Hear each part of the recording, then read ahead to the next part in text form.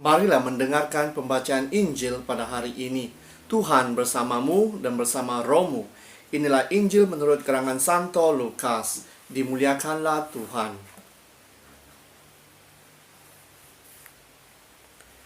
Pada waktu itu datanglah beberapa orang Farisi dan berkata kepada Yesus, "Pergilah, tinggalkanlah tempat ini, kerana Herodias hendak membunuh engkau." Jawab Yesus kepada mereka, "Pergilah dan katakanlah kepada si serigala itu, Aku mengusir setan dan menyembuhkan orang. Pada hari ini dan besok, dan pada hari yang ketiga, aku akan selesai.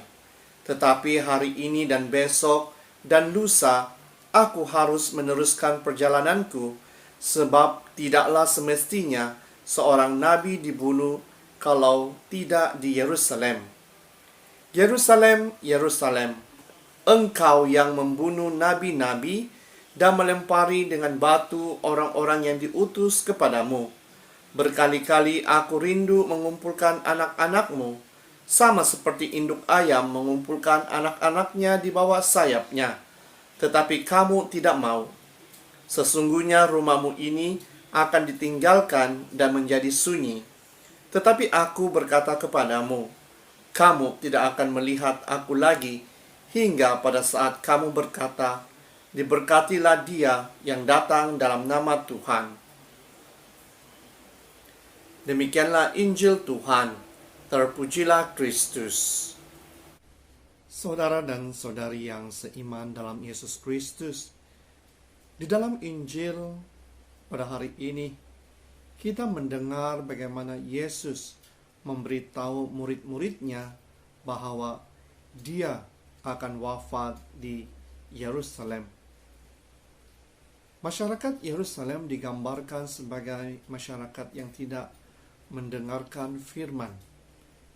Bukan sahaja tidak mendengar firman, malahan mereka tidak menerima Yesus, sehingga kan Yesus didera dan dihukum mati di kayu salib. Inilah sikap-sikap masyarakat Yerusalem yang digambarkan kepada kita. Kondisi masyarakat Yerusalem juga dapat kita lihat di dalam kehidupan kita setiap hari. Karena kadangkala kita lebih suka mengejar apa yang dunia berikan kepada kita, sehingga kan kita fokus hanya kepada diri kita sendiri. Kita tidak dapat melakukan apa yang diperintahkan oleh Tuhan kepada kita. Kita hanya mahu melihat diri kita berjaya.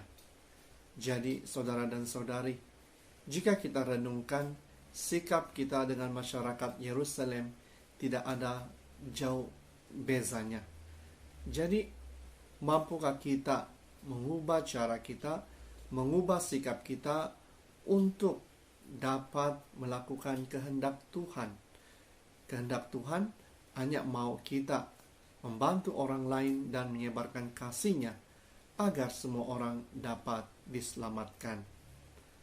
Oleh itu, kita yang telah menjadi anak-anak Tuhan diajak untuk setia.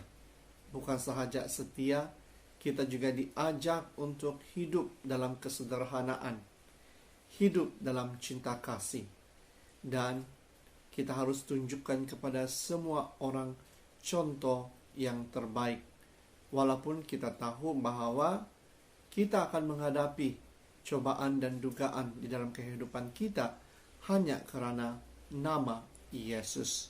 Tetapi percayalah bahwa kita tidak akan ditinggalkan, malahan akan sentiasa diberkati, dan kita akan menjadi berkat juga bagi orang lain. Jadi saudara dan saudari, di dalam Injil pada hari ini ada beberapa perkara yang dapat kita pelajari. Yang pertama, kita diajak untuk memutuskan rantai kejahatan yang berlaku di dunia ini.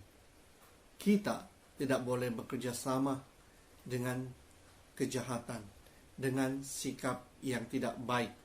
Oleh itu kita harus berubah, kita harus berusaha untuk mengubah kehidupan kita, cara hidup kita, agar sentiasa tertumpu akan ajaran-ajaran Yesus.